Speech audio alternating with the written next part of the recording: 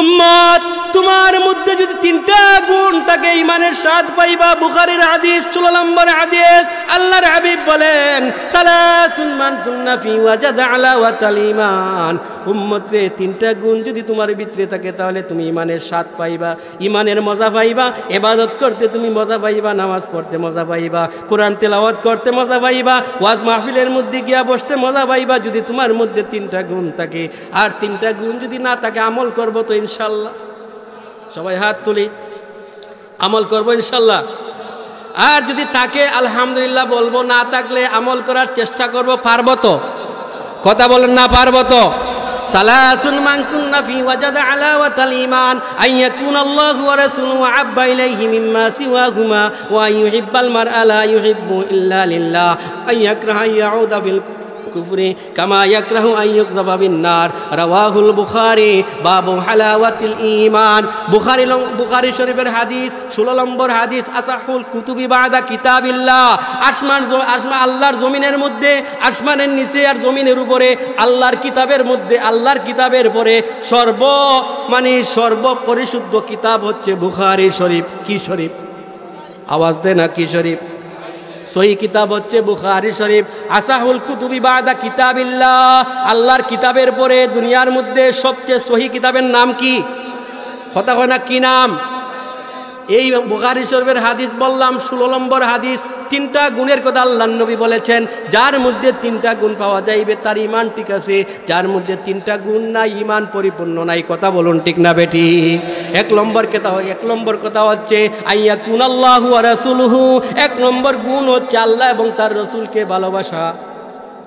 আল্লাহ এবং তার রাসূলকে, কথা কোন, আল্লাহ এবং তার রাসূলকে ভালোবাসা।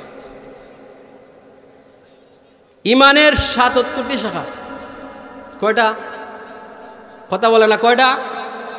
আপনারা ওয়াজও আসছেন কিছু নেবার জন্য নাকি? কথা বলেন, নেবার জন্য আইছেন? তাহলে আমার সাথে হানা করেন। ইমানের ৭৭টি শাখা। 30টা শাখার সম্পর্ক হইল দিলের সাথে। 30টা শাখার সম্পর্ক কার সাথে? দিলের সাথে। এইগুলো আপনাদের সবক, আজকের সবক সারা জীবন মনে রাখবেন, কাজ দিবে। ইমানের ৭৭টি শাখা। 30টা শাখার সম্পর্ক হলো দিলের সাথে, 60টি শাখার সম্পর্ক হলো জিহ্বার সাথে। 30 আর 7 কত হইল? আওয়াজ দেন, কত হইল? আর 40টি শাখার সম্পর্ক হইল মানুষের লেনদেনের সাথে।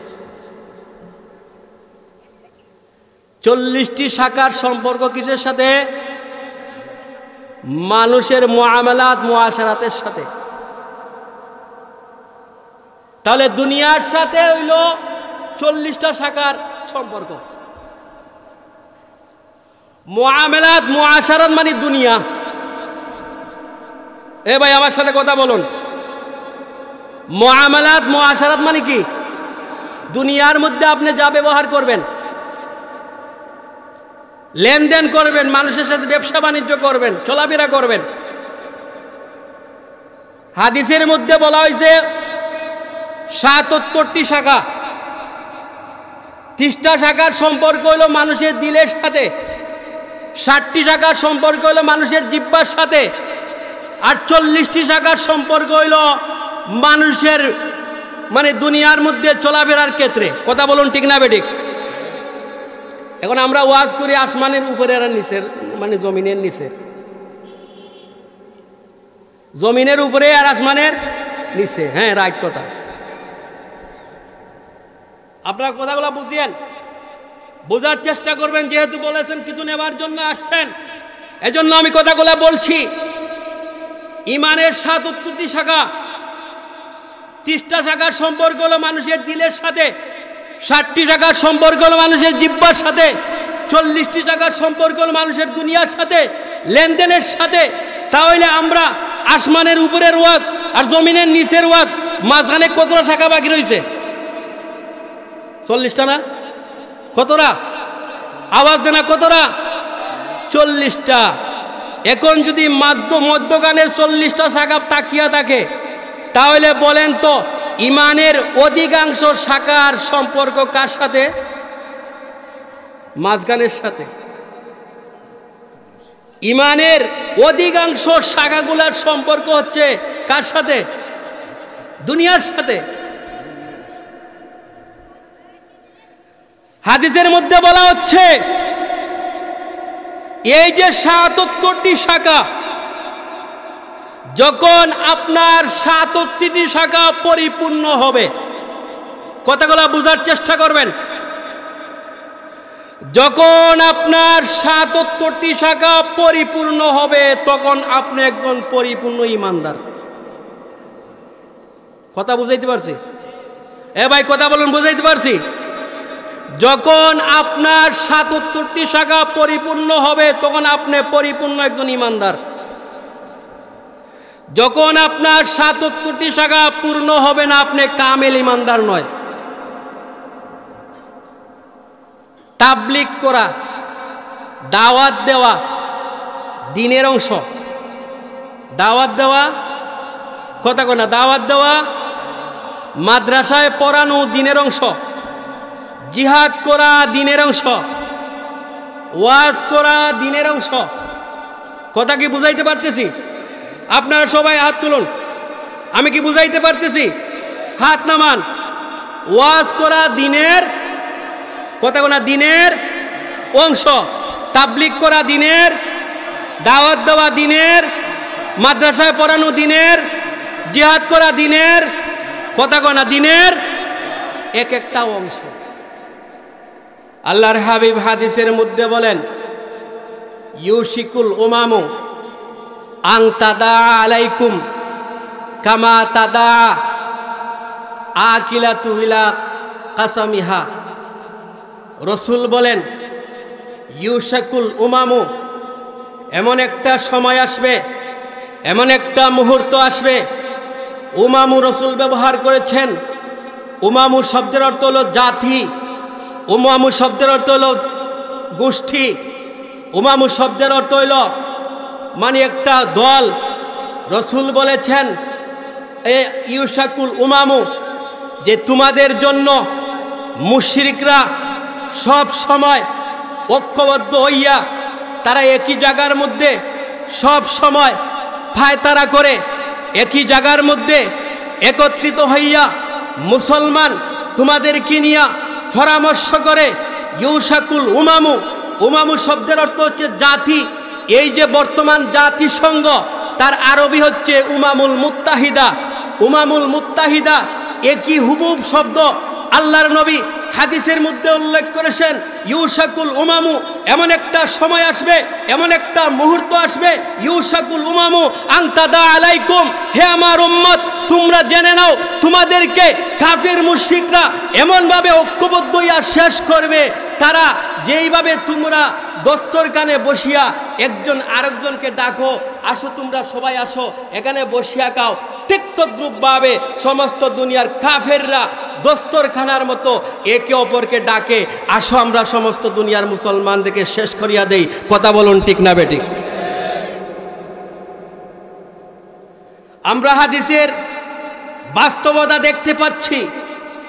আল্লাহর নবী 1450 বছর আগে যেই কথাটা বলেছিলেন, ইউশাকুল উমামু আন তাদা আলাইকুম, হে আমার উম্মত তোমরা শুনে নাও, এমন একটা সময় আসবে যখন সমস্ত কাফির মুশরিকরা ঐক্যবদ্ধ হয়ে তারা চিন্তা করবে কিভাবে দুনিয়া থেকে মুসলমানের নাম নিশানা মিটাইয়া দেওয়া যায়, কিভাবে দুনিয়া থেকে মুসলমানের নাম নিশানা যাতে না থাকে, এই চিন্তা তারা 24 ঘন্টা করে। কথা বলুন ঠিক না বেঠিক? সাহাবী প্রশ্ন করলেন, আল্লাহর হাবিব এই যে সময়টা আসবে তখন কি আমরা কম হব? সাহাবী প্রশ্ন করলেন আল্লাহর হাবিবকে যে আল্লাহর হাবিব এই যে একটা মুহূর্ত চলে আসবে তখন কি আমরা কম হব? রসুল বললেন, না, তখন তোমরা অনেক বেশি হবে। তখন তোমরা অনেক, কথা বলুন ভাই, আওয়াজ দিয়ে কথা বলুন, তখন তোমরা অনেক বেশি হবে। সাহাবী আবার প্রশ্ন করলেন, রসুল আমরা বেশি হব, তারপরে আমাদের এমন অবস্থা কেন হবে? আল্লাহ রাসূল বলেন ওয়ালাকিন্নাকুম গুসাউন, তখন তোমাদের অবস্থা হবে পানির মধ্যে বন্যায় প্লাবিত খড়কুটার মতো। কাগুসাউ সাইলি, বন্যায় প্লাবিত খড়কুটার মতো। আপনারা দেখছেন কিনা, বন্যায় যখন পানি বেশি হয়, বন্যার মধ্যে খড়কুটা বেসে যায় না? কথা বলেন না, বেসে যায় না? আল্লাহর হাবিব বলেন ওয়ালাকিন্নাকুম গুসাউন কাগুসাউ সাইলি, তখন তোমাদের অবস্থা এমন হবে বন্যায় প্লাবিত খড়কুটার মতো হবে তোমাদের অবস্থা। সাহাবী আবার প্রশ্ন করলেন, ইয়া রাসূলুল্লাহ, আমাদের অবস্থাটা কেন হবে, এমন অবস্থা কেন হবে? দুনিয়ার মধ্যে এত বেশি মুসলমান থাকার পরে, 250 কোটি মুসলমান, তারপরে কেন হবে? আল্লাহর হাবিব বললেন, তোমাদের যে একটা বই ছিল কাফিরের ভিতরে, এই বইকে আল্লাহ উঠাইয়া নেবেন।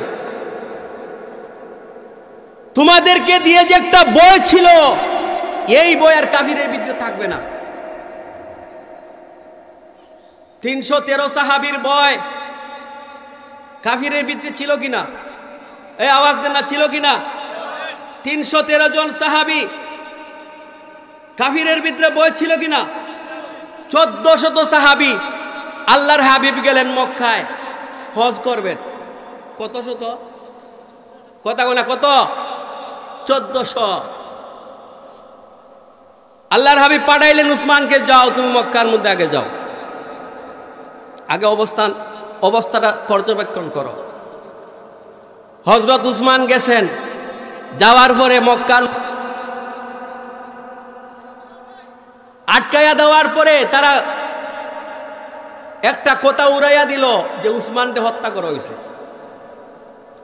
কি করা হয়েছে? কথা কোনা কি করা হয়েছে? আপনারা আমার কথা বুঝেননি? সবাই হাত তুলেন। নারায়ে তাকবীর, আরো জোরে নারায়ে তাকবীর। দ্বীন ইসলাম নলজুরি মহাসম্মেলন, আওয়াজ দিয়ে বলেন নলজুরি মহাসম্মেলন। হাত নামান। কতজন সাহাবী? 1400। আল্লাহর হাবিবের কাছে যখন সংবাদ আসলো, রাসূল সাল্লাল্লাহু আলাইহি ওয়াসাল্লাম সাহাবায়ে কেরামকে ডাকলেন, ও আমার সাহাবীরা,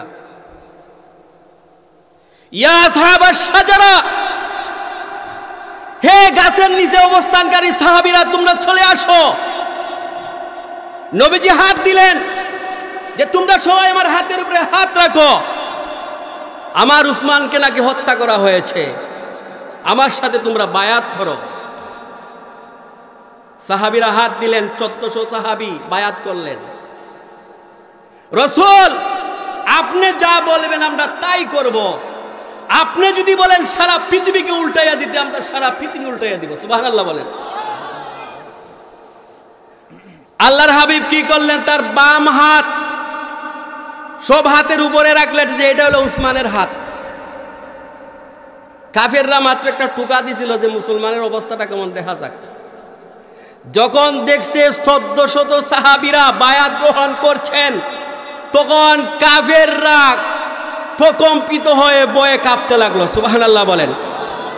সঙ্গে সঙ্গে খবর পাঠাইল যে উসমানকে মারা হয় নাই, আমরা সন্ধি করার জন্য আসতেছি। তাহলে মুসলমানের প্রভাব ছিল কিনা? এই কথা বলুন না, ছিল কিনা? আল্লাহ রাসূল বলেন ওয়ালাকিন্নাকুম গুসাউন কাগুসাউ সাইলি, তখন তোমাদের অবস্থা হবে এমন বন্যায় প্লাবিত খড়কুটার মতো তোমাদের অবস্থা হবে। সাহাবী প্রশ্ন করলেন, রাসূল গো, এই অবস্থার কারণ কি? আল্লাহর হাবিব বললেন, তোমাদের ভিতরে ওয়াহানকে ঢুকাইয়া দেওয়া হবে। কি ঢুকাইয়া দেওয়া হবে? ওয়াহান। সাহাবী আবার প্রশ্ন করলেন, ওয়ামাল ওয়াহান, ওয়াহান কি জিনিস? আল্লাহর হাবিব বললেন, হুব্বুদ দুনিয়া ওয়া কারাহিয়াতুল মাউত। ওয়াহান হচ্ছে দুনিয়ার ভালোবাসা আর মৃত্যুর প্রতি অনীহা, এই দুইটা গুণ তোমাদের ভিতরে ঢুকাইয়া দেওয়া হবে। আর কাফের মুশরিকরা তোমাদের খড়কুটার মতো ব্যবহার করবে। নাউজুবিল্লাহ বলেন। এখন এই দুইটা আসেনি মানুষের ভিতরে, হব্বুদ দুনিয়া, দুনিয়ার মহব্বত, আর মৃত্যুর প্রতি অনীহা। ভাই দুস্থ বুজুর্গ, আমি যেই কথাটা বলতে চাই,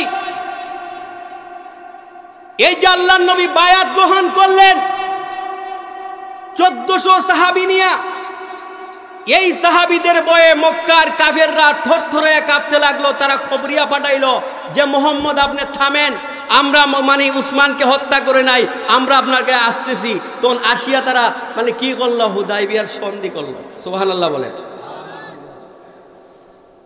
হুদায়বিয়ার সন্ধি করলো। এই হুদায়বিয়ার সন্ধির মধ্যে আল্লাহর নবী সই করতেছেন। উমর রাদিয়াল্লাহু তাআলা গর্জে উঠলেন, রসুল আপনি কি আল্লাহর রসুল নয়? বলে হ্যাঁ আমি আল্লাহর রসুল। বলে তাহলে এই যে কাফিরের পক্ষে সমস্ত এই যে হুদায়বিয়ার সন্ধিগুলা তাদের পক্ষে চলে যাচ্ছে আর মুসলমানদের বিপক্ষে চলে যাচ্ছে, আপনি যে বেগানের মধ্যে দস্তখত করতেছেন, তারা বলছে মুহাম্মদ ইবনে আব্দুল্লাহ আপনাকে মুহাম্মদুর রাসূলুল্লাহ বলে নাই, আপনি যে সই করছেন আপনি কি আল্লাহর রসুল নয়? বলে হ্যাঁ আমি আল্লাহর রসুল। বলে তারপরে কেন আপনি সই করেন? বলে উমর, এখানের মধ্যে আল্লাহ পাক কামিয়াবি রেখেছেন। সুবহানাল্লাহ বলেন। আল্লাহ আয়াত নাযিল করলেন, ইন্না ফাতাহনা লাকা ফাতহাম মুবিনা। এটা হইল প্রকাশ্য বিজয়। এটাকে আল্লাহ রাব্বুল আলামিন বলেছেন ফাতহাম মুবিনা, প্রকাশ্য বিজয়। সুবহানাল্লাহ বলেন।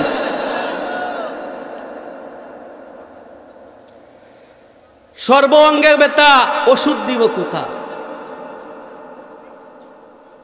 আজকে মুসলমানের কাছে ইসলাম,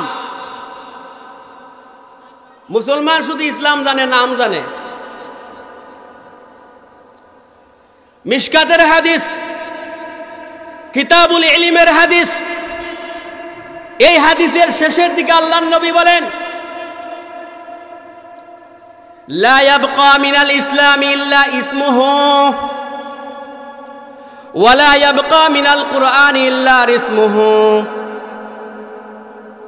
আল্লাহর হাবিব বলেন, কিয়ামতের আগে এমন একটা সময় আসবে শুধু ইসলাম নাম থাকবে। ইসলাম কি থাকবে? আওয়াজ দেন, ইসলাম কি থাকবে? নাম থাকবে। এই যে এখন আমরা শুধু ইসলাম নাম আছে, ইসলাম কি আছে? নাম আছে। ইসলাম অর্থ কি? হ্যাঁ এই তো ভুল করেছেন। ইসলাম অর্থ কি? ইসলাম অর্থ শান্তি নয়, সালাম অর্থ শান্তি। সালাম অর্থ, ইসলাম অর্থ কারো বিধানকে নিঃশর্তভাবে মানিয়ে নেওয়া, কারো বিধানকে কোনো শর্ত ছাড়া শর্তহীন মানিয়ে নেওয়া, তার নাম হচ্ছে ইসলাম। তার নাম কি? আর শরীয়তের পরিভাষায় আল্লাহর বিধানকে কোনো শর্ত ছাড়া মানিয়ে নেওয়া, তার নাম হচ্ছে ইসলাম। তার নাম কি? এই যে হাদিসের মধ্যে আইছে, লা ইয়াবকা মিনাল ইসলামি ইল্লা ইসমুহু। কিয়ামতের আগে মানুষ ইসলাম নাম জানবে আর কিছু জানবে না। আমরা সবাই জানি ইসলাম অর্থ শান্তি। আপনি লুগাত বাহির করেন, মুজমাউল ওয়াফি ডক্টর লুতুর রহমানি ফজলুর রহমান খান ওখানের মধ্যে লিখেছেন, ইসলাম অর্থ কার কোনো বিধানকে মানিয়ে নেওয়া। মিসবাহুল লুগাত এখানের মধ্যে ইসলাম অর্থ কার কিছুকে মানিয়ে নেওয়া। আমি আপনার সামনে দলিল দিচ্ছি কোরআনের আয়াত দিয়ে। কোরআনের আয়াত দিয়ে আমি দলিল দিচ্ছি, ইসলাম মানি যে শান্তি নয়, ইসলাম মানি যে শান্তি নয়, ইসলাম মানি হচ্ছে কারো কোনো কিছুকে নিঃশর্তভাবে মানিয়ে নেওয়া। এটা হলো শাব্দিক অর্থ। আর পরিভাষা ইসলাম বলে আল্লাহর হুকুমের সামনে, আল্লাহর বিধানের সামনে দুনিয়ার সব কিছুকে তুচ্ছ মনে করে নিঃস্বার্থভাবে আল্লাহর হুকুমকে মানিয়ে নেওয়ার নাম হচ্ছে, আল্লাহর হুকুমকে মানিয়ে নেওয়ার নাম হচ্ছে ইসলাম। এই দেখেন কোরআনের আয়াত, সূরা আলে ইমরান আয়াত নম্বর হচ্ছে 83। আল্লাহ রাব্বুল আলামিন বলেন, আফা গায়রা দীনিল্লাহি ইয়াবগুনা ওয়া লাহু আসলামা মান ফিস সামাওয়াতি ওয়াল আরদ তাওআন ওয়া কারহাও ওয়া ইলাইহি ইউরজাউন। আল্লাহ রাব্বুল আলামিন বলেন যে তোমরা কি আল্লাহর দ্বীন ছাড়া অন্য কিছুকে তালাশ করছো? তোমরা কি আল্লাহর দ্বীন ছাড়া অন্য কিছুকে তালাশ করতেছো? অথচ শুনে নাও আল্লাহ রাব্বুল আলামিন বলেন, ওয়ালাহু আসলামা মান ফিস সামাওয়াতি ওয়াল আরদ, আসমান এবং জমিনের মধ্যে যা আছে সবাই ইসলাম ধর্ম গ্রহণ করছে। সুবহানাল্লাহ বলেন।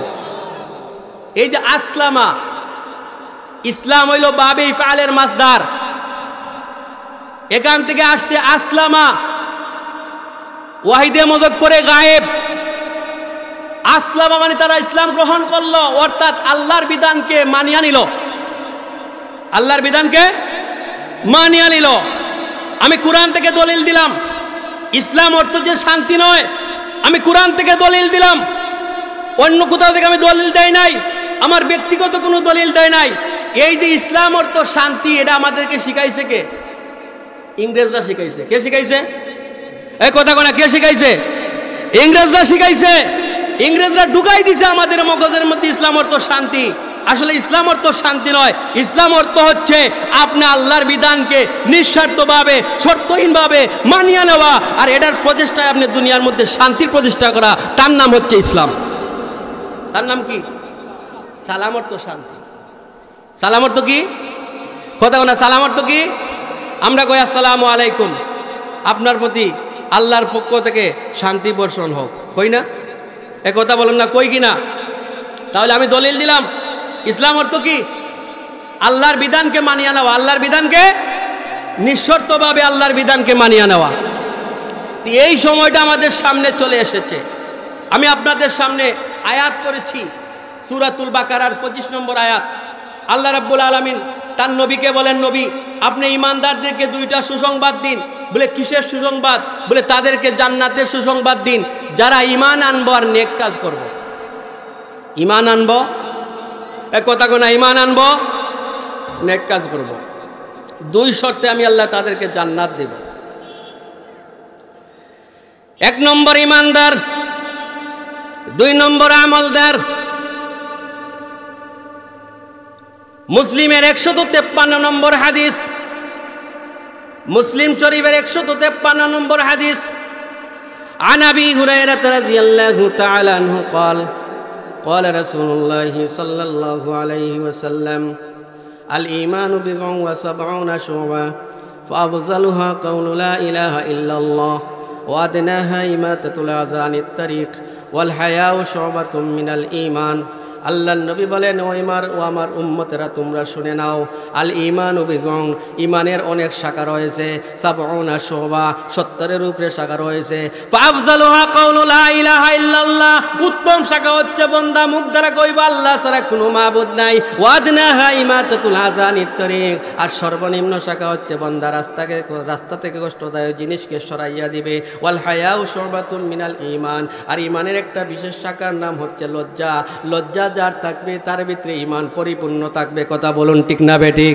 যার ভিতরে লজ্জা নাই সে নামাজ ছাড়িয়া দিবে, লজ্জা নাই রোজা ছাড়িয়া দিবে, লজ্জা নাই সে মিথ্যা কথা বলবে, লজ্জা নাই সে পাপাচার করবে। এজন্য আল্লাহর হাবিব এই হাদিসের মধ্যে বিশেষভাবে উল্লেখ করেছেন, ওয়াল হায়াউ শুবাতুম মিনাল ঈমান, যার ভিতরে লজ্জা থাকবে তার ঈমান ঠিক আছে। লজ্জা নাই তো ঈমান নাই, লজ্জা আছে তো ঈমান আছে। যার ভিতরে লজ্জা থাকবে তার ঈমান পরিপূর্ণ, যার ভিতরে লজ্জা নাই তার ঈমান ঠিক নাই। এই জন্য আল্লাহর হাবিব সাল্লাল্লাহু আলাইহি ওয়াসাল্লাম মুসলিমের 153 নম্বর হাদিসের মধ্যে উল্লেখ করেছেন, ওয়াল হায়াউ শুবাতুম মিনাল ঈমান। উম্মত রে, তোমার ভিতরে যদি লজ্জা থাকে মিথ্যা কথা বলবা না, লজ্জা যদি থাকে তুমি তখন ঘুষ খাইবা না, লজ্জা যদি থাকে বিচারের মধ্যে গিয়ে অন্যায় রে ন্যায় রে অন্যায় করবা না। কথা বলুন ঠিক না বেঠিক? এজন্য আল্লাহর হাবিব বলেছেন, ওয়াল হায়াউ শুবাতুম মিনাল ঈমান। আন আবি হুরায়রা রাদিয়াল্লাহু তাআলা আনহু قال قال رسول الله صلى الله عليه وسلم جددوا إيمانكم ইমানাকুম কিলা ইয়া রাসূলুল্লাহ কাইফা নুজাদ্দিদু ঈমানানা ক্বালা আকসিরু মিন কাউলি লা ইলাহা ইল্লাল্লাহ। আল্লাহর হাবিবের সাহাবী হযরত আবী হুরায়রা থেকে হাদিস বর্ণিত, আল্লাহর নবী বলেন, ও আমার উম্মতেরা, তোমরা তোমাদের ঈমানকে তাজা করো, তোমরা তোমাদের ঈমানকে নতুন করো, তোমরা তোমাদের ঈমানকে নবায়ন করো। সাহাবায়ে কেরাম প্রশ্ন করলেন, কিলা ইয়া রাসূলুল্লাহ, আল্লাহর হাবিব গো, আমরা আমাদের ঈমানকে কিভাবে তাজা করব, আমরা আমাদের ঈমানকে কিভাবে নতুন করব, আমরা আমাদের ঈমানকে কিভাবে নতুনত্ব করব? আল্লাহর হাবিব বললেন, আকসিরু মিন কাউলি লা ইলাহা ইল্লাল্লাহ। সাহাবীরা রে, তোমরা হাঁটতে বইতে যদি বলো লা ইলাহা ইল্লাল্লাহ, আল্লাহ রাব্বুল আলামিন তোমাদের ঈমানকে তাজা করিয়া দিবেন। সুবহানাল্লাহ। লা ইলাহা, আওয়াজ দেন, লা ইলাহা, সবাই বলুন লা ইলাহা ইল্লাল্লাহ, লা ইলাহা, লা ইলাহা।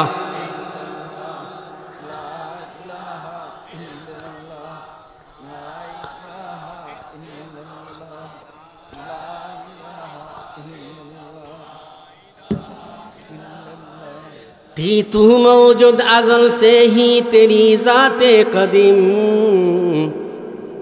थी तू मौजूद अज़ल से ही तेरी ज़ाते क़दीम। फुलताज़ीबे चमन पर ना पेरेशाती शमीम। शर्त इंसाफ है आए साहिबे अल्ताफ़े अमीम। शर्त इंसाफ है आए साहिबे अल्ताफ़े अमीम। बुए गुल पे लती किस तरह जोती नह नसीम। बुए गुल पे लती किस तरह जो होती नह नसीम। हमको जमइयत खातिरे परेशानी थी। हमको जमइयत खातिरे परेशानी थी। वरना उम्मत तेरे महबूब की दीवानी थी। वरना उम्मत तेरे महबूब की दीवानी थी। हमसे पहले था आजब तेरे जहाँ का मंजर। हमसे पहले था आजब तेरे जहाँ का मंजर।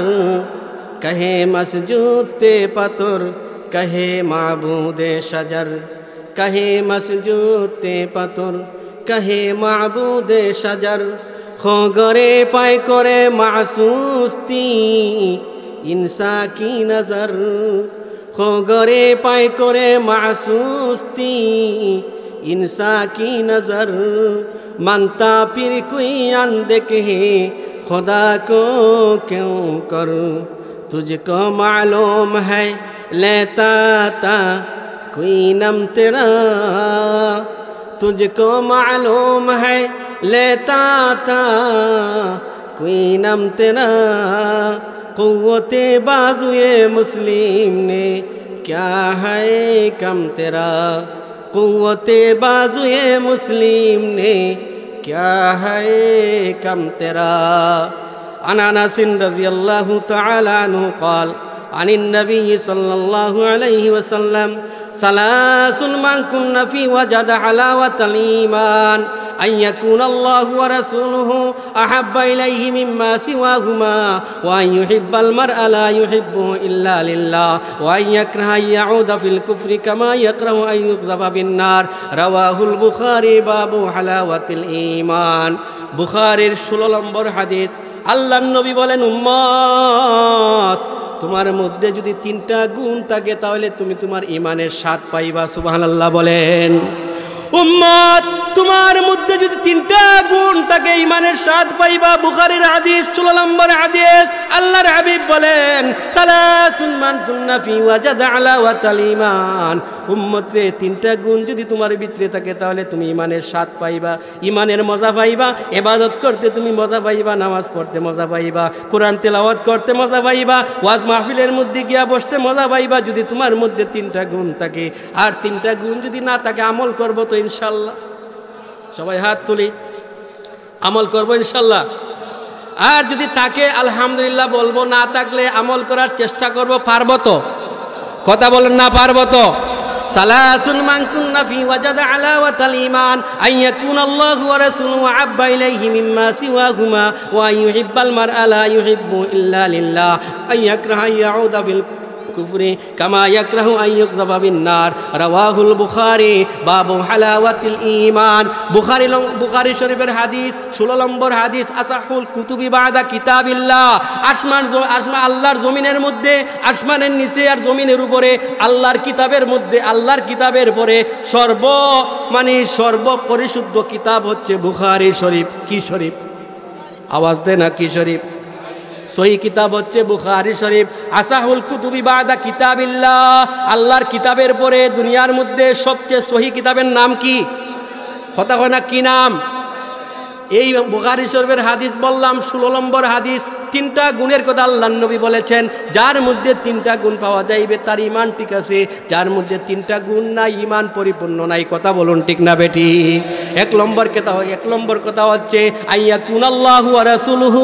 1 নম্বর গুণ হচ্ছে আল্লাহ এবং তার রাসূলকে ভালোবাসা। আল্লাহ এবং তার রাসূলকে, কথা কোন, আল্লাহ এবং তার রাসূলকে ভালোবাসা।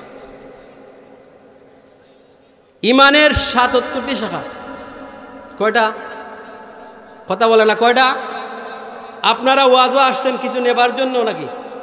কথা বলেন, নেবার জন্য আইছেন? তাহলে আমার সাথে হানা করেন। ঈমানের 77টি শাখা। 30টা শাখার সম্পর্ক হইল দিলের সাথে। 30টা শাখার সম্পর্ক কার সাথে? দিলের সাথে। এইগুলো আপনাদের সবক, আজকের সবক, সারা জীবন মনে রাখবেন, কাজ দিবে। ঈমানের 77টি শাখা। 30টা শাখার সম্পর্ক হইল দিলের সাথে,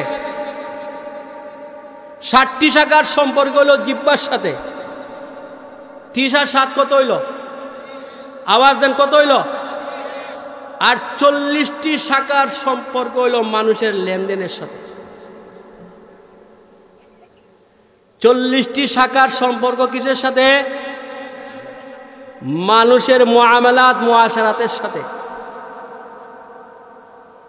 তাহলে দুনিয়ার সাথে হইল 40টা শাখার সম্পর্ক। মুআমালাত মুআশারাত মানে দুনিয়া। এ ভাই আমার সাথে কথা বলুন। মুআমালাত মুআশারাত মানে কি? দুনিয়ার মধ্যে আপনি যা ব্যবহার করবেন, লেনদেন করবেন, মানুষের সাথে ব্যবসা বাণিজ্য করবেন, চলাফেরা করবেন। হাদিসের মধ্যে বলা হয়েছে 77টি শাখা। 30টা শাখার সম্পর্ক হলো মানুষের দিলের সাথে, 60টি শাখার সম্পর্ক হলো মানুষের জিহ্বার সাথে, আর 40টি শাখার সম্পর্ক হইল মানুষের দুনিয়ার মধ্যে চলাফেরার ক্ষেত্রে। কথা বলুন ঠিক না বেঠিক? এখন আমরা ওয়াজ করি আসমানের উপরে আর নিচের, জমিনের নিচের, জমিনের উপরে আর আসমানের নিচে। হ্যাঁ, রাইট কথা। আপনারা কথাগুলো বুঝিয়েন, বোঝার চেষ্টা করবেন। যেহেতু বলেছেন কিছু নেবার জন্য আসছেন, এজন্য আমি কথাগুলো বলছি। ঈমানের 77টি শাখা। 30টা শাখার সম্পর্ক হলো মানুষের দিলের সাথে, 60টি শাখার সম্পর্ক হলো মানুষের জিহ্বার সাথে, 40টি শাখার সম্পর্ক হলো মানুষের দুনিয়ার সাথে, লেনদেনের সাথে।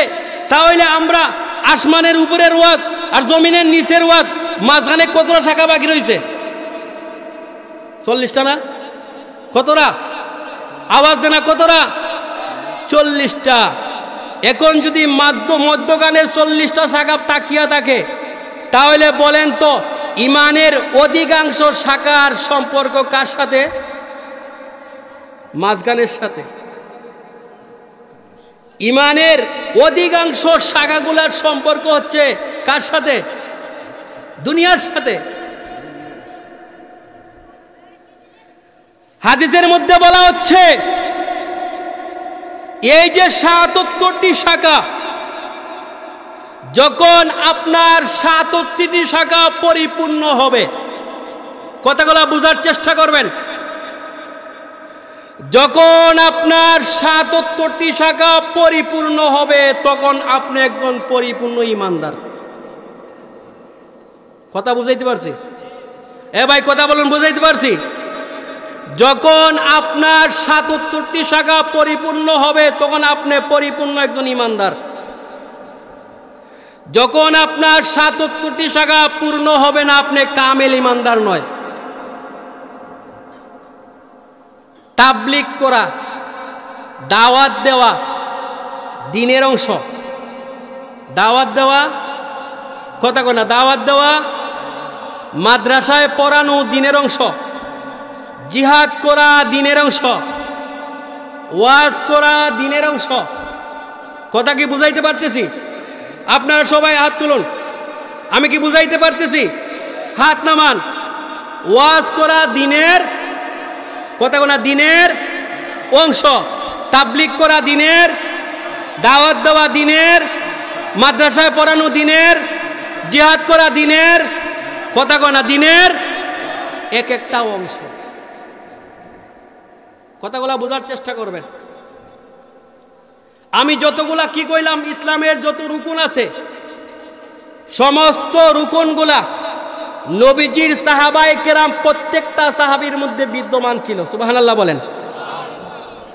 একজন সাহাবীর কাছে ইসলাম ছিল, একজন সাহাবীর কাছে দাওয়াত ছিল, একজন সাহাবীর কাছে তাবলীগ ছিল, একজন সাহাবীর কাছে ইলম ছিল, একজন সাহাবীর কাছে মাদ্রাসা ছিল, একজন সাহাবীর কাছে জিহাদ ছিল, একজন সাহাবীর কাছে তাজকিয়া নফস ছিল, একজন সাহাবীর কাছে দুনিয়া ছিল।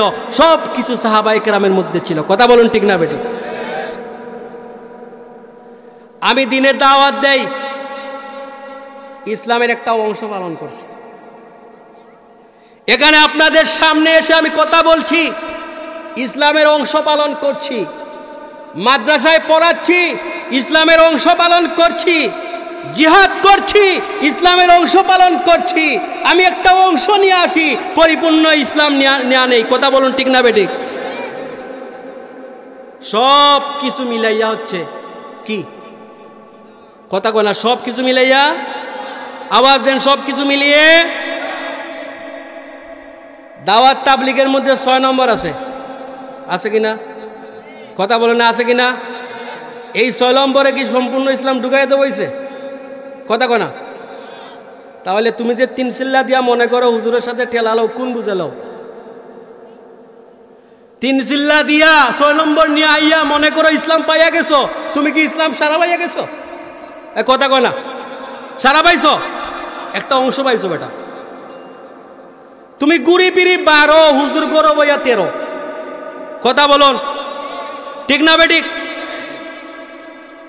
তুমি সারা দুনিয়া ঘুরে পাইছো ১২, আর হুজুর গরো বইয়া ১৫ বছর লেখাপড়া করছে, ডাইলের পানি খাইয়া লেখাপড়া করছে। তার বেটার সাথে তুমি ঠেলালো। আমি খারাপ বলছি না, আমিও তাবলীগে ৪ মাস সময় লাগাইছি। বাস্তবতা থেকে বলছি, বাস্তবতা থেকে বলছি। এই যে ভাই বলতে সাল লাগানো, এটা ভুল কথা। সাল কোথায় আছে? কোথায়? কোরআন হাদিসে আছে? কথা বলেন না, আছে? নয়, কোরআন হাদিসে নাই। আলিমের জন্য কোনো সাল টাল কিচ্ছু নাই। আলিম যদি লাগায় সময়, এটাই যথেষ্ট।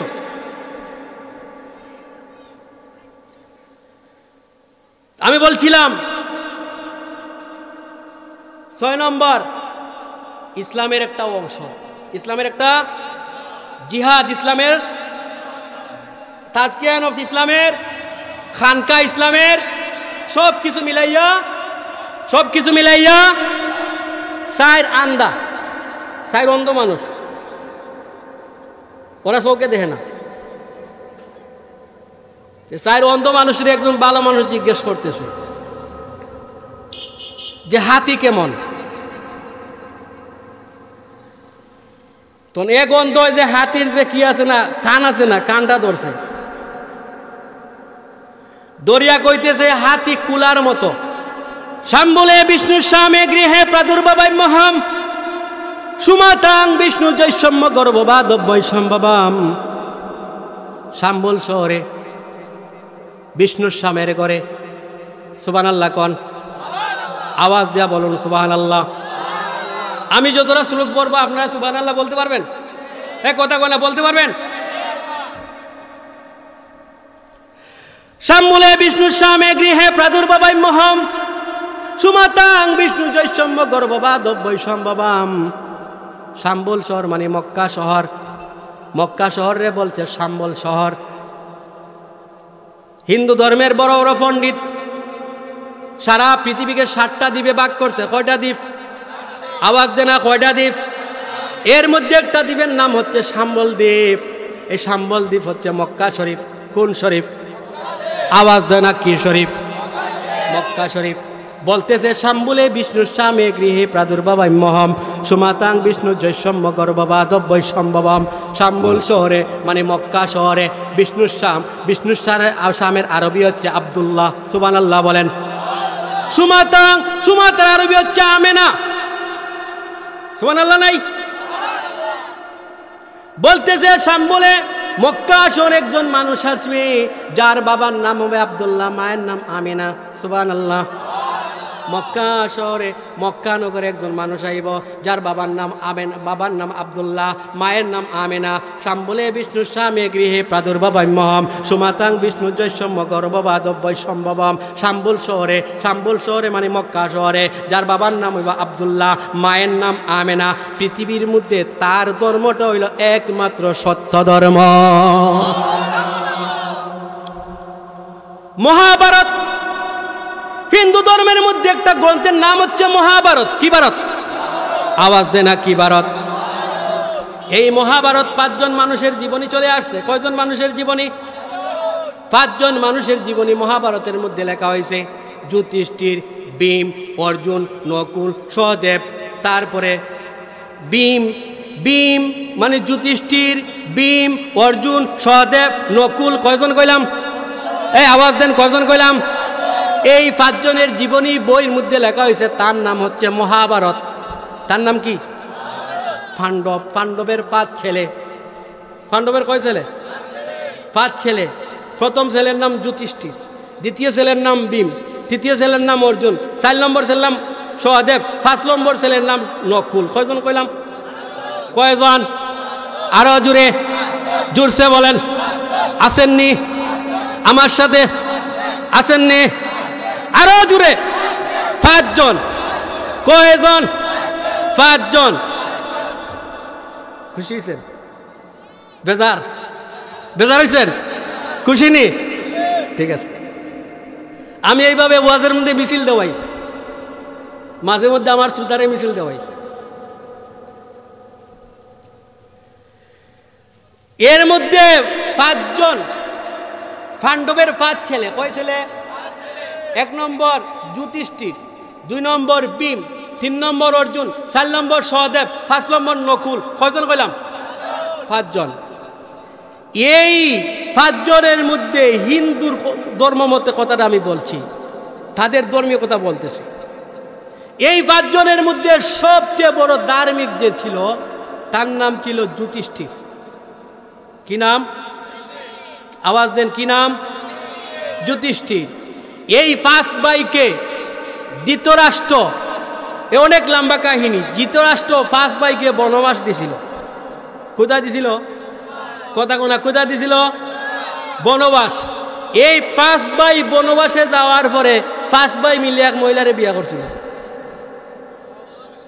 কয় মহিলারে? এক মহিলারে বিয়ে করছিল। তো হইছে খালি। কে হইছে? কালী। এই যে কালী দেবতা কয় না, কথা কোনা কয় না, এই মা কালী হয়েছে। যাক, এই যখন তারা বনবাস গেছিল, যাওয়ার পরে বনের দেবতারা, তাদের ধর্মীয় কথা আমি বলছি, বনের দেবতারা যুধিষ্ঠিরকে প্রশ্ন করেছিল, ও যুধিষ্ঠির, বলো তো পৃথিবীর মধ্যে আসল ধর্ম কোন ধর্ম? তখন যুধিষ্ঠির যে কথাটা বলছিল এইভাবে বলছিল, বেদা বিবিন্না সুতুয়ে বিবিন্না নাশ মুনি যা সংমাতাং বিভিন্ন ধর্ম সংতক্তং নিহিতং গুহায়ং মহাজেন যেন গত সপন্তা। সুবহানাল্লাহ বলেন, আওয়াজ দিয়া বলুন সুবহানাল্লাহ। যুধিষ্ঠির বলল, দুনিয়ার মানুষ রে, আমি তোমাদেরকে বলে যাচ্ছি, ও বোন দেবতারা, তোমরা আমাকে প্রশ্ন করছো পৃথিবীর মধ্যে আসল ধর্ম কোন ধর্ম। আমি তোমাদেরকে বলে যাচ্ছি, আমার ভাষায় বলে যাচ্ছি, পেদা বিভিন্ন সুতুয়ে বিভিন্ন নাশ মুনিজা সংমতং বিভিন্ন ধর্ম সংতক্তং নিহিতং। দুনিয়ার মধ্যে যত ধর্ম আছে, দুনিয়ার মধ্যে যত মত আছে, দুনিয়ার মধ্যে যত পথ আছে, দুনিয়ার মধ্যে যত মত আর পথ আছে, সমস্ত সব কিছু হচ্ছে গুহার ধর্ম। সুবহানাল্লাহ, আওয়াজ দেয়া বলুন সুবহানাল্লাহ। বেদা বিভিন্ন সুতুয়ে বিভিন্ন নাশ মুনিজা সংমতং বিভিন্ন ধর্ম সংতক্তং নিহিতং গুহায়ং। গুহায়ং মানে গুহার ধর্মের মধ্যে সব কিছু লুকাইল রয়েছে, গুহার ধর্মের মধ্যে সব কিছু লুকাইল আছে। অর্থাৎ পৃথিবীর মধ্যে যত ধর্ম আছে, সমস্ত ধর্মের রাজা হচ্ছে গুহার ধর্ম। গুহার ধর্ম কোন ধর্ম? কথা বলে না, কোন ধর্ম? কোরআন কোথায় নাজিল হয়েছিল? আওয়াজ দেনা, কোথায় নাজিল হয়েছিল? এই কথাটা যুধিষ্ঠির তার শ্লোকের মধ্যে বলে গেছে যে পৃথিবীর মধ্যে আসল ধর্ম হচ্ছে ইসলাম ধর্ম। আসল ধর্ম হচ্ছে কি? আলহামদুলিল্লাহ বলেন, আওয়াজ দেয়া বলুন আলহামদুলিল্লাহ।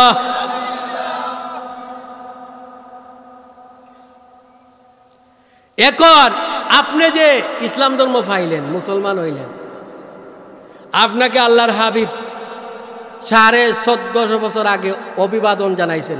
আলহামদুলিল্লাহ বলেন, মুবারকবাদ জানাইছেন। বলবো হাদিসটা? বলবো? কথা বলুন না, বলবো?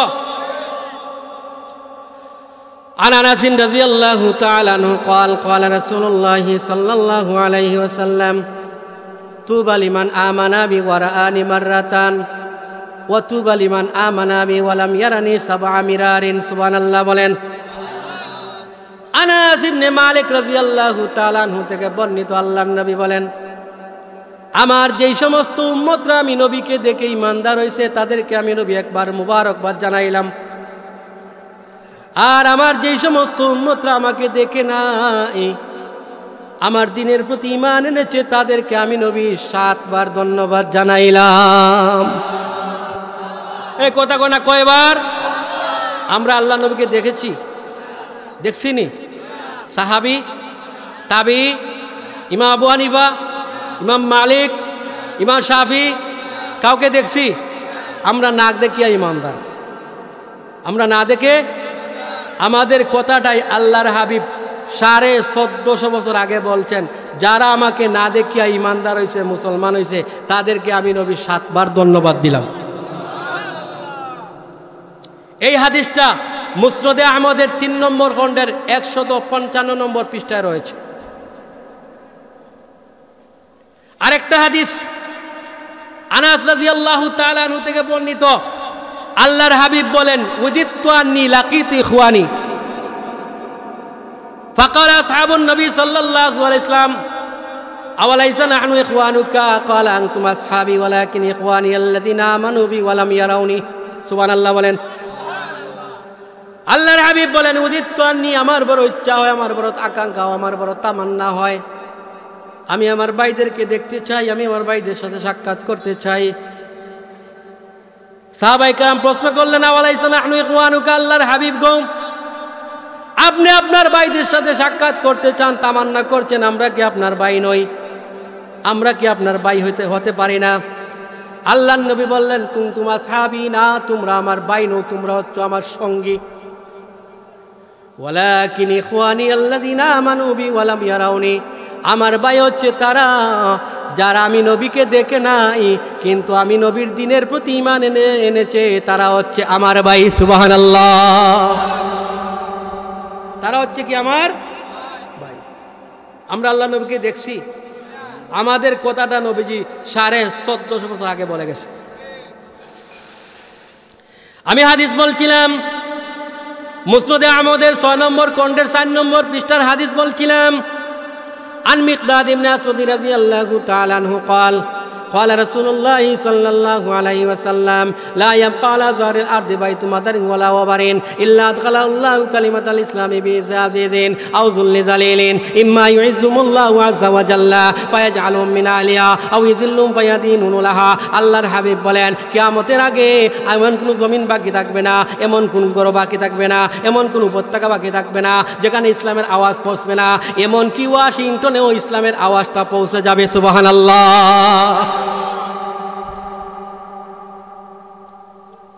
ও ভাই দুস্থ বুজুর্গ, দাওয়াতি কাজ নিয়ে একটা জামাত গেল। বিশ্ববিদ্যালয়ের ছাত্ররা, ঢাকা বিশ্ববিদ্যালয়ের ছাত্ররা গেছে ফ্রান্সে। কোথায় গেছে? ফ্রান্সে। দাওয়াতি কাজ নিয়ে ফ্রান্সের মধ্যে গেল। দাওয়াতি কাজ নিয়ে দাওয়াতি কাজ করব। ঢাকা বিশ্ববিদ্যালয়ের ছাত্ররা গেল ফ্রান্সের জমিনের মধ্যে। ওখানে গিয়ে ফ্রান্সের জমিনের মধ্যে তারা দাওয়াত দিচ্ছে। ওখানে কোনো মানে কি নাই, কোনো মসজিদ নাই, কোথায় নামাজ পড়বে? সারা দেশ শুধু খ্রিস্টান আর খ্রিস্টান কাদেরকে দাওয়াত দিবে। আল্লাহর বান্দারা যখন গেল, যাওয়ার পরে তারা গাছের মধ্যে বাইরে এলো। আপনার আমার এলাকার মধ্যে যখন দাওয়াতি কাজ নিয়ে তাবলিগের বাইরে আসে, তখন গাছ করে আসরের পরে একটা গাছ করে কিনা? কথা কয় না? করে কিনা? এরা কি আতারে বাতারে চায়? এদিক সেদিক চায় কিনা?